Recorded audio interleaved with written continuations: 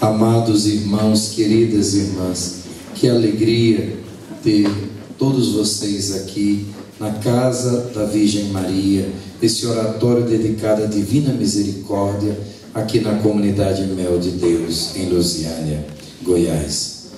Também quero me dirigir a tantos irmãos que por esse Brasil nos acompanham pelas nossas redes sociais, ou pelo menos uma parte da homilia, eles sempre têm acesso e rezam conosco e crescem conosco e fazem conosco, mesmo não estando presente aqui, mas fazem conosco essa trezena. Meus irmãos, estamos nessa segunda-feira da sexta semana da Páscoa. Nós vimos mais um passo que a igreja dá no seu início, nos Atos dos Apóstolos. Agora no capítulo 16, São Paulo chega com seus companheiros de missão à cidade de Neápolis, depois passam por Filipos, e em Filipos, uma das principais cidades da Macedônia, que já é a Europa, como nós vimos, Jesus mostrou um macedônio, e ele dizia: venha a nós, venha nos evangelizar. Então São Paulo entendeu que o Espírito Santo estava nos conduzindo para a Europa. Então eles entram agora, saem da Ásia, a Palestina, Israel é na Ásia, eles saem da Ásia, também aquela parte da Turquia, chamada Ásia Menor, antigamente eles saem dali e entram agora na Grécia, que era antigamente chamada aquela parte de Macedônia. E eles então, na Grécia, começam a evangelizar. Como sempre, a metodologia é a mesma. Onde é que eles vão? Primeiramente vão a uma sinagoga. Em todas aquelas cidades do mundo conhecido até então, tinha uma sinagoga. Sinagoga é uma casa de oração dos judeus. Os judeus se espalharam pelo mundo, é a chamada diáspora, quando os judeus se espalharam. Hoje, quando a gente usa essa palavra diáspora, por exemplo, nas orações de Santa Brígida, tem a diáspora, os cristãos da diáspora, são os cristãos que estão espalhados pelo mundo, e são uma minoria. Em muitos países eles estão dispersos, realmente às vezes, países, por exemplo, com maioria muçulmana, os cristãos ali estão dispersos, eles estão na diáspora, então a gente deve rezar por eles. Mas essa palavra diáspora, ela vem originalmente dessa dispersão pela terra do povo judeu.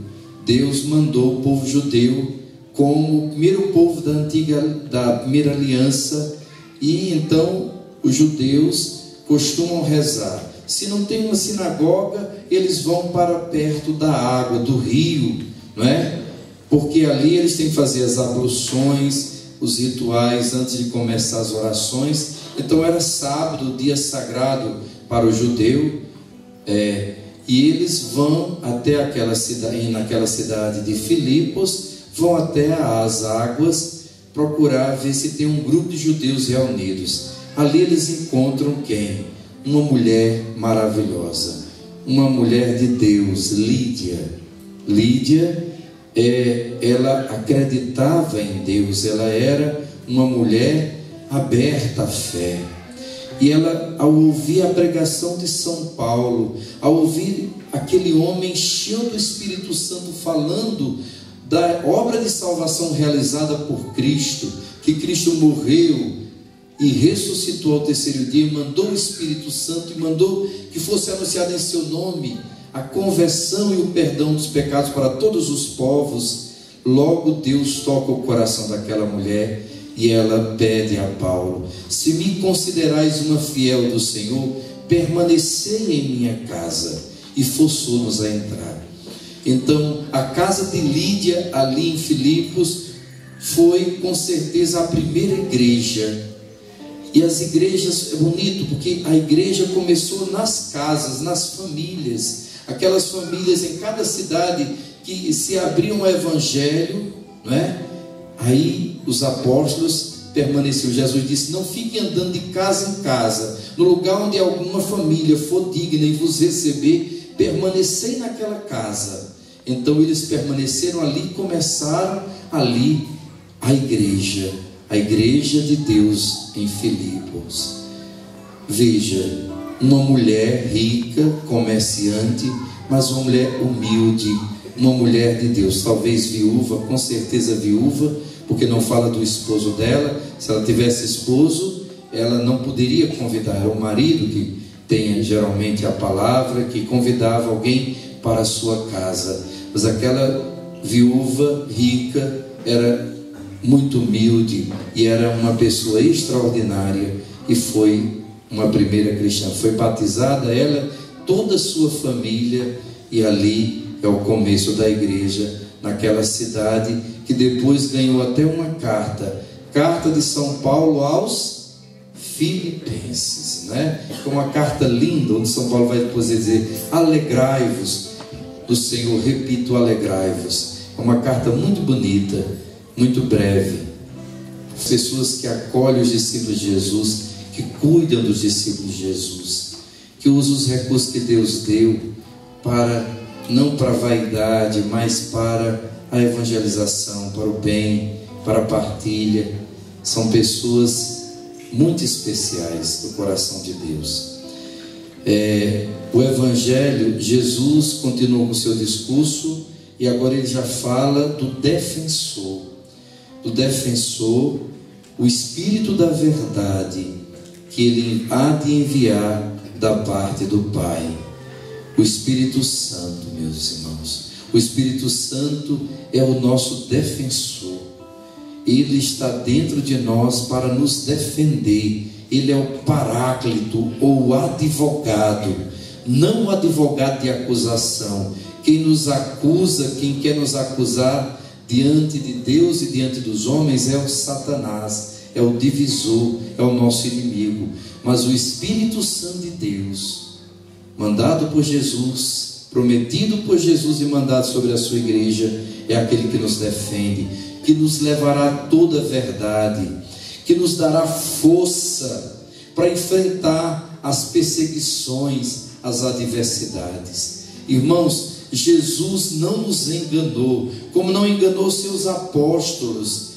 Ressuscitado, também ele vai dizer que vamos passar por dificuldades. Aqui, antes dele morrer, ele já prepara os apóstolos. Ele está dizendo: olha, eu estou dizendo já para vocês, para que quando acontecer, vocês não esqueçam que eu já preparei vocês. Vocês não se deixem abalar na sua fé, porque vão vos expulsar das sinagogas, vão chegar a hora que até aquele que vos matar julgará estar prestando um culto a Deus. Tem pessoas que nos perseguem, que dizem, até dentro da própria igreja, nós somos exagerados, são fanáticos, porque tanta oração, não precisa de tudo isso, né? Essas pessoas assim, muitas vezes acham que estão corretas. E Deus, por que Deus permite essas perseguições?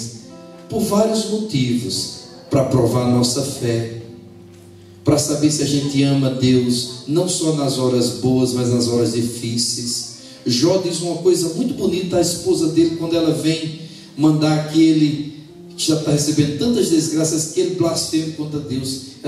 Ele diz assim: olhe, nós recebemos tantas bênçãos de Deus, por que também não aceitar as dificuldades que ele manda? Mas é bom, mesmo que a gente não entenda. O mal não vai nunca nos destruir, nunca vai ser maior do que nós. Mesmo aquele que nos mata, ele nos tira essa vida, mas nós entramos direto na vida eterna, porque o mártir, ele não precisa nem ser canonizado. O mártir, se foi provado que ele morreu em defesa da sua fé, ele imediatamente é santo, porque não há maior vitória do que manter a sua fé, do que preferir morrer, perder essa vida, a negar o amor e a fé a Jesus Cristo. Então tudo concorre para o nosso bem. Por isso então que Deus permite o sofrimento, as perseguições também, para que a gente torne mais humilde, não confiante tanto em nossas forças, mas em Deus. Quando a gente está passando por uma tribulação, a gente corre logo para a oração. Deus me ensinou muito. Eu já falei aqui para vocês, eu passei por momentos muito difíceis o ano passado, de pânico, o ano retrasado. Gente, coisas terríveis, que eu nunca pensei que eu ia passar por uma situação daquela, mas que eu pensava que ia morrer, uma sensação de morte iminente, um medo, um pavor terrível, noites terríveis, que eu me sentia sozinho, a vontade de gritar, de correr, de procurar ajuda, e ali me ajoelhava diante de Jesus. Jesus, eu confio em vós. E quando eu oferecia, mesmo aquela agonia, oferecia a Jesus, pronto, vinha uma paz, e aquilo passava. Jesus foi me ensinando. Ele disse: se você não rezar com todo o ardor, eu vou permitir isso. Porque quando a gente está numa agonia dessa, a gente tem que correr para Jesus, correr para a oração. Essas agonias são muito boas, são terríveis, mas ao mesmo tempo são muito boas, porque nos ensina que esse mundo é passageiro, que a gente tem que se depender de Deus, que não é contra o homem de carne e sangue que a gente tem que lutar, é contra o demônio. Quantas vezes a gente sentia fortemente a presença do inimigo nos acusando, querendo nos fazer até desanimar, desesperar, e manter a calma, manter a fé, mostrar que eu amo Jesus também nessas horas, mais que tudo, depender dele e crescer, e entender que muitas pessoas passam por isso. Então a gente começa a ficar mais atento aos irmãos, a gente começa a ter mais misericórdia, a gente começa a não julgar as pessoas, a gente começa a se tornar mais humilde, mais tolerante. São tantas as lições. Por isso, não percamos nunca a fé. Tem gente que pensa assim: eu estou rezando tanto, e por isso que acontece. Porque justamente, graças a Deus, você está rezando, não é? Porque você agora já pode passar por isso. Porque se você não passar por isso, você não vai entender a preciosidade da fé. Se você tiver tudo bem, a gente tem sempre aquela fé mais morna, mais cômoda, né? Por isso que muitas vezes Deus permite as provações para nosso crescimento. Manter a fé. É isso também que Nossa Senhora quer nos ensinar. Hoje nós vamos meditar sobre a segunda aparição de Nossa Senhora. No dia 13 de... Qual foi a primeira? 13 de maio de 1917. A segunda então foi 13 de junho, dia de quem? De Santo Antônio, o mesmo ano de 1917. A 13 de junho os videntes não estavam sós. A pequena Jacinta não conseguira guardar o segredo que os três haviam combinado. Nossa Senhora era tão linda, ela ficou tão impressionada com Nossa Senhora, que é quando ela chegou em casa, quando ela viu que não, ela estava contando para a mãe. Aí a mãe correu e foi falar com a mãe de quem? De Lúcia. A mãe de Lúcia, como era catequista, era uma pessoa mais esclarecida, ela começou a então pressionar a filha, e achou que era história, que aquela menina estava querendo dar uma de importante, por isso estava vendo Nossa Senhora, estava influenciando os seus primos. Então o sofrimento começa para os três pastorinhos, mas principalmente para Lúcia. Lúcia começa a sofrer, e a mãe faz de tudo para que ela não apareça na cova da Iria. Mas na última hora, os vizinhos, as pessoas de oração conseguiram convencer a mãe, então a mãe também foi. Então eram cerca de 50 pessoas naquela segunda aparição, que foram com os pastorinhos, a cova da Iria. Algumas delas puderam notar que a luz do sol se obscureceu, e aconteceu como um relâmpago, quando Lúcia começou a conversar com Nossa Senhora. Outros notaram que os ramos da azinheira pareciam se curvar, como se algum peso estivesse posto sobre eles. É muito interessante, porque essa azinheira era uma pequena azinheira de mais ou menos 1 metro.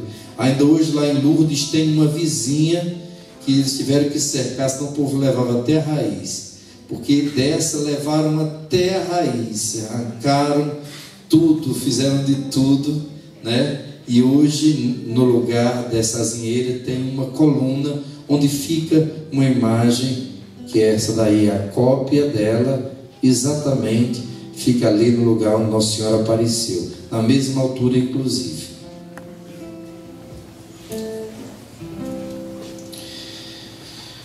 Outras pessoas ouviram durante a conversação com Nossa Senhora um sussurro parecido a um zumbido de uma abelha. Está vendo? Nossa Senhora, Fátima é mel de Deus mesmo. Desta vez foi Lúcia que principiou a falar. Vós me sei, quem me quer? Ou seja, o que a senhora quer de mim? Quero que venhais aqui dia 13 do mês que vem, ou seja, do mês de julho, que rezeis o terço todos os dias. Gente, em todas as 6 aparições de Nossa Senhora é o pedido que ela fez todas as vezes, que rezeis o terço todos os dias. Diga ao seu irmão: você está obedecendo a Nossa Senhora? Está rezando o terço ou o rosário todos os dias? Se você não tiver, passe a obedecer a Nossa Senhora. E ela disse para Lúcia: e que aprendais a ler e a escrever. Depois direi o que eu quero. Por que Lúcia tinha que aprender a ler e escrever? Porque ela seria a secretária de Nossa Senhora. Depois ela contaria todas as aparições por um livro maravilhoso chamado As Memórias de Irmã Lúcia, que tem 2 volumes, né, que vocês devem ler, quem quiser conhecer bem a história de Nossa Senhora de Fátima. Lúcia pediu a Nossa Senhora a cura de um doente. Alguém pediu para rezar e Nossa Senhora curar um doente. Aí olha a resposta de Nossa Senhora: se converter, curar-se-á durante o ano.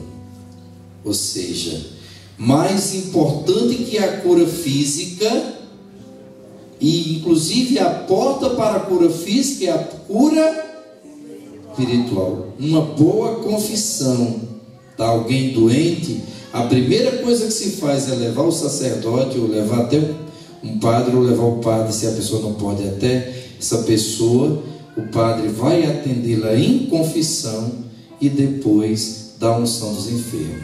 Se a pessoa está em coma, o padre dá a unção dos enfermos, que também perdoa todos os pecados. Mas a primeira cura é sempre a espiritual. Lembre-se disso. Alma limpa, corpo são. Queria pedir-lhes para nos levar para o céu, Lúcia disse a Nossa Senhora. Aí Nossa Senhora disse: sim, a Jacinta e o Francisco eu os levo em breve. Francisco morreu 2 anos depois, 2019, e Jacinta 3 anos depois, em 1920, daquela famosa gripe espanhola. Sofreu muito, os dois sofreram bastante. Mas tu, Lúcia, ficas cá mais tempo.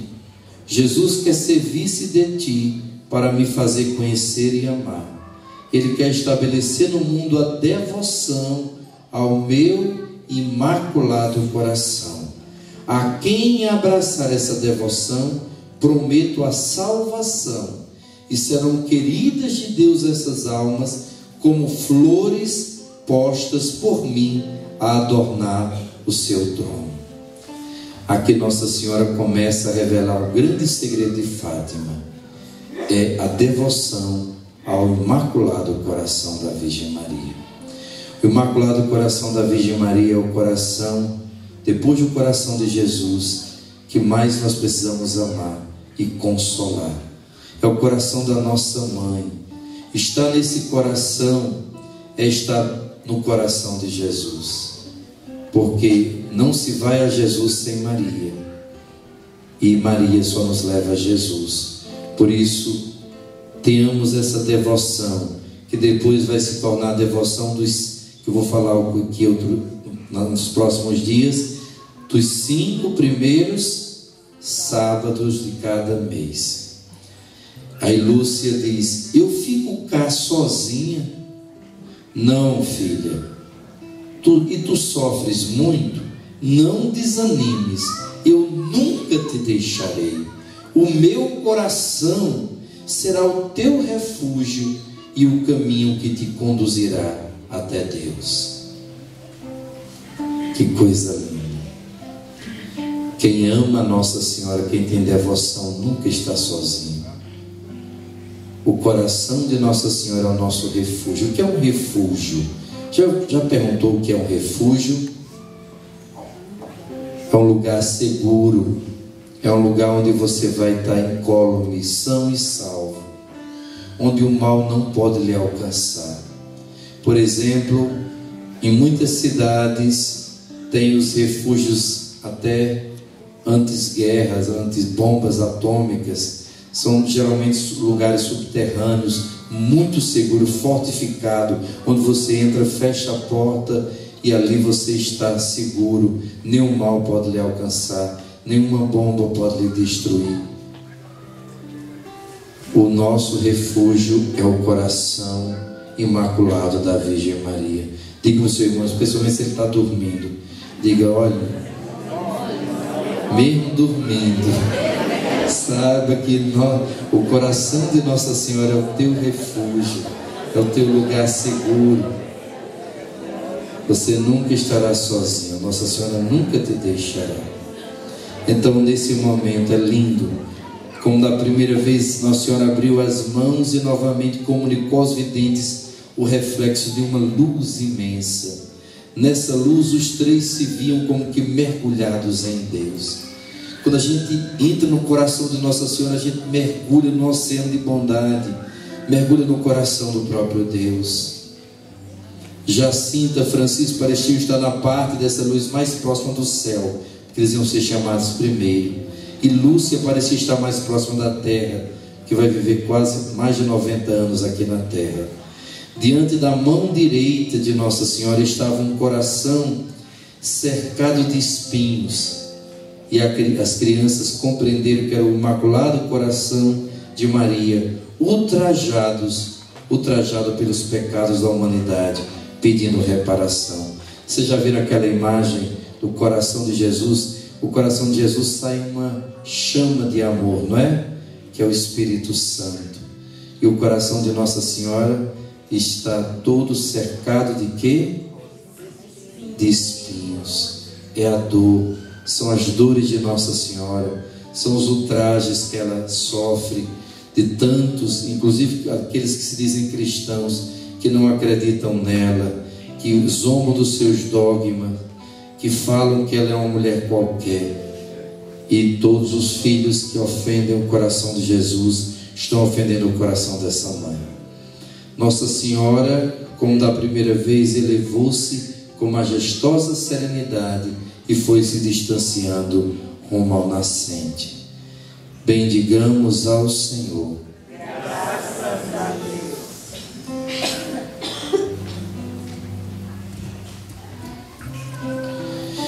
Que Nossa Senhora de Fátima, então, nos dê essa serenidade, mesmo diante das perseguições, das dificuldades que nós temos que passar aqui, que saibamos que o Espírito Santo estará conosco e o Espírito Santo vem para nós pelo coração imaculado de sua esposa amadíssima.